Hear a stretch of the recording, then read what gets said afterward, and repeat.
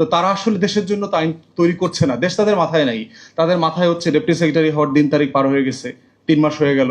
তো এখন যদি প্রমোশনটা না পাই, অ্যাটলিস্ট মহার্ঘ ভাতার 10% যেন ভূতাপেক্ষ পাওয়া যায়। সে তো এই রাষ্ট্রে নাই।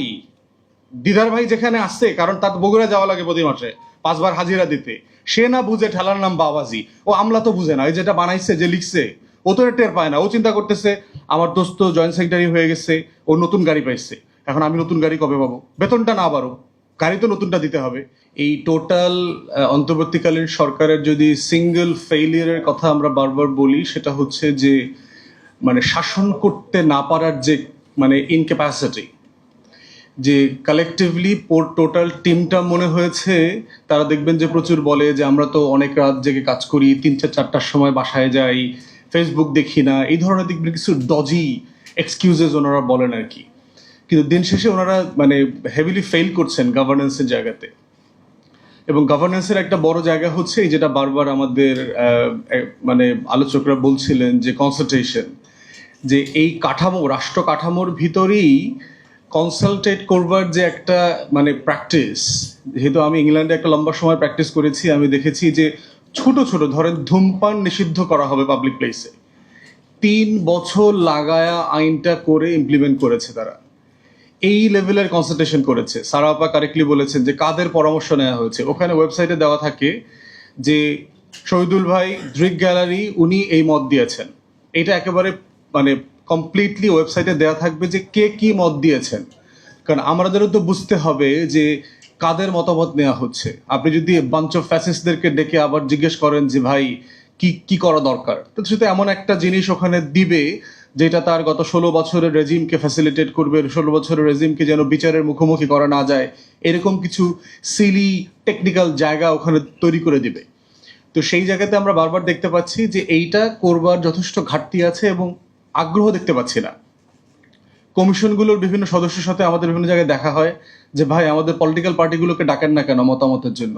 বলে যে আমাদেরকে বলে দিয়েছে যে আপনাদের মতামত আমরা আসলে নিব না, ওইটা চিফ অ্যাডভাইজার নেবে। তো এখন আমার সেকেন্ড প্রশ্ন হচ্ছে, এটা বাস্তবায়ন কি আপনারা করবেন? কে করবে?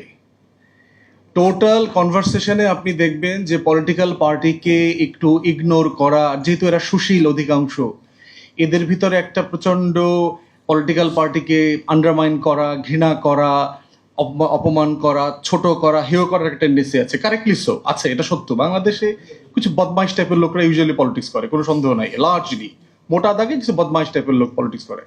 তো এই জন্য এইটা করবার একটা জায়গা আছে, কিন্তু দিন শেষে এই বদমাইশগুলোই তো দেশ চালায় ভাই।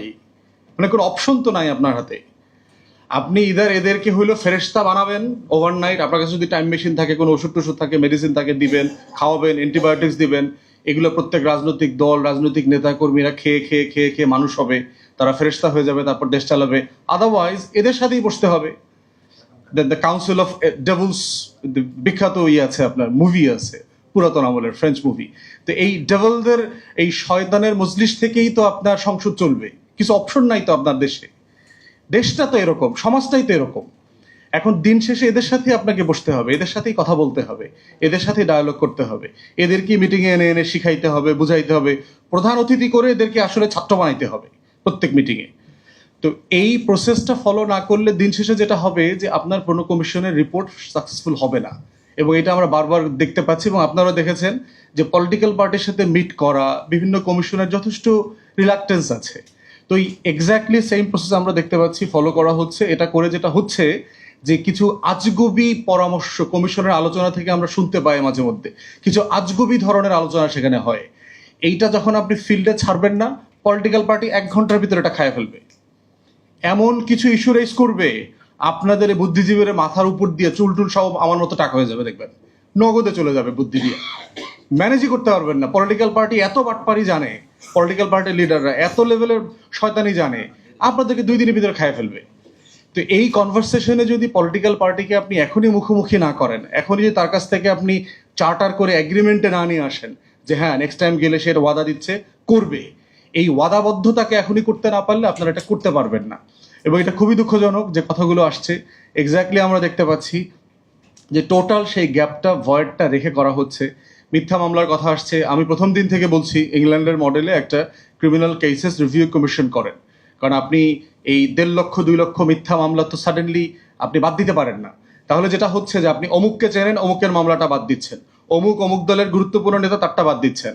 আমি গরিব মানুষ, আমি লোকাল বিএনপি করি, ইউনিয়ন পরিষদে, আমাকে যেহেতু কেউ চেনে না, আমার মামলাটা বাদ হচ্ছে না। তাহলে রাষ্ট্র তো এই ডিসক্রিমিনেশন করতে পারে না। ব্রিটেনে এই জন্য আপনার ক্রিমিনাল কেসেস রিভিউ কমিশন আছে, সারা দুনিয়াতে আছে, যে আপনি মিথ্যা মামলাগুলো একটা কমিশনকে দিতে হবে, প্রত্যেক অ্যাপ্লিকেন্ট তার জায়গাতে যাবে, আবেদন করবে এবং একটা গাইডলাইন ফলো করে মামলাগুলোকে তুলে নেবেন। না হলে যেটা হচ্ছে যে এর ভিতরেও রাষ্ট্র বৈষম্য করবে, কারণ রাষ্ট্র কাঠামোটাই আইন কে তৈরি করেছে? এই বগাস 53 বছরে যারা যারা আইন তৈরি করছে আমলারাই করছে। আমারই বন্ধু বান্ধবরা আছে ড্রাফট সেকশনে কাজ করে, ল মিনিস্ট্রিতে। ওদের ক্যাপাসিটি, ওদের টেন্ডেন্সি, মানসিকতা তো আদ্যপান্ত ডিএনএ আমরা জানি। তো তারা আসলে দেশের জন্য তো আইন তৈরি করছে না, দেশ তাদের মাথায় নাই। তাদের মাথায় হচ্ছে ডেপুটি সেক্রেটারি হওয়ার দিন তারিখ পার হয়ে গেছে, 3 মাস হয়ে গেল। তো এখন যদি প্রমোশনটা না পাই, অ্যাটলিস্ট মহার্ঘ ভাতার 10% যেন ভূতাপেক্ষ পাওয়া যায়। সে তোর এই রাষ্ট্রে নাই।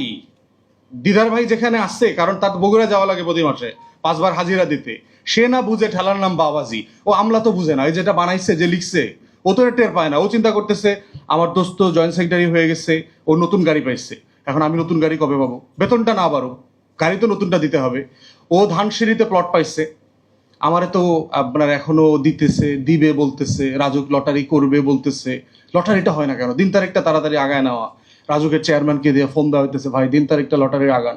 আমরা এই ধরনের রিকোয়েস্ট পাই মাঝে মধ্যে, রাজুকের চেয়ারম্যানকে একটু বলে দিতে যে ভাই লটারিটা একটু তাড়াতাড়ি, মানে এটা 3 মাস পরে দিছে ডেট, এটা আগায় নিয়ে আসা যায় কিনা।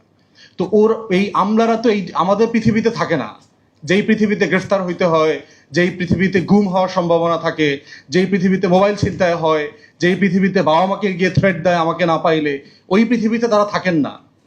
এখন এই যে বিশাল পৃথিবীর যে গ্যাপ, দূরত্ব, এই দূরত্বের জন্য অন্তর্বর্তীকালীন সরকারকে কোনো না কোনো ফর্মে জবাবদিহিতার মধ্যে আনতে হবে।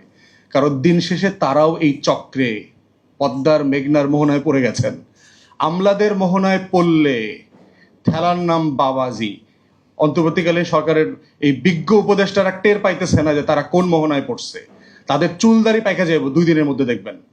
এরা বলতেছে না আমরা 28 ঘন্টা কাজ করতেছি কিন্তু কোনো ডেলিভারি নাই। ওই নোয়াখালীর ভাষায় একটা কথা আছে, বারবার এটা আমি বলি আর কি, যে হাতে হাডে বেশি আজ্ঞায় কম। অন্তর্বর্তীকালীন সরকারের অবস্থা এসে দেখবেন যে 19 ঘন্টা কাজ করে কিন্তু আজ্ঞায় না। ওই যারা মাইকেল জ্যাকসনের মুন ওয়াকিং দেখছেন না, এতে একখানে বসে খালি হাঁটে কিন্তু আগায় না। কিন্তু অন্তর্বর্তীকালীন সরকারের অবস্থা হয়েছে তাই, 5 মাস ধরে দৌড়াইতেছে কিন্তু আগায় না, লাল দড়িতে ধরতে পারতেছে না সে। সো এই যে মানে আমি অ্যাপ্লাইড জায়গা থেকে বললাম, এগুলো টেকনিক্যাল জায়গা না, কিন্তু আমি ভিতরের অবস্থা দেখে বুঝতেছি বাস্তবতাটা আসলে কি হচ্ছে। এই নাটকের প্রত্যেকটা স্ক্রিপ্ট জানি, এটা না জানলেও, এটা না পড়লেও এই নাটকটা কিভাবে তৈরি হয়েছে এর প্রত্যেকটা স্ক্রিপ্ট সম্পর্কে আমি জানি। তো এই রাষ্ট্রটাকে এই জন্য যেভাবে আমরা চাচ্ছি, 1700 শহীদের নতুন করে যে রাষ্ট্রটাকে আবার নবায়ন করা হয়েছে, এই রাষ্ট্রটাকে যেন আবার কেউ খাদে ফেলে না দেয়, এটাই হচ্ছে আমাদের লড়াই। আমরা যারা গত 16 বছর ধরে লড়াইটা করেছি।